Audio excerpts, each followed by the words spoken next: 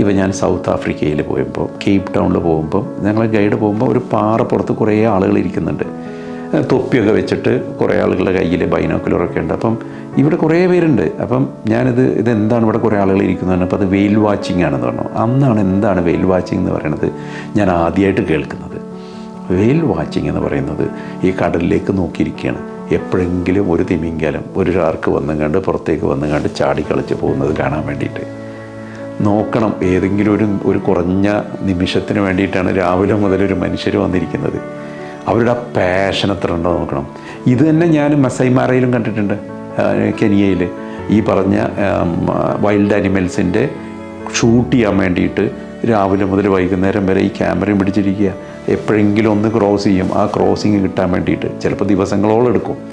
അപ്പം അങ്ങനെയുള്ള വളരെ ക്രേസായിട്ടുള്ള വളരെ പാഷനേറ്റ് ആയിട്ടുള്ള ട്രാവലേഴ്സ് ഉണ്ട്.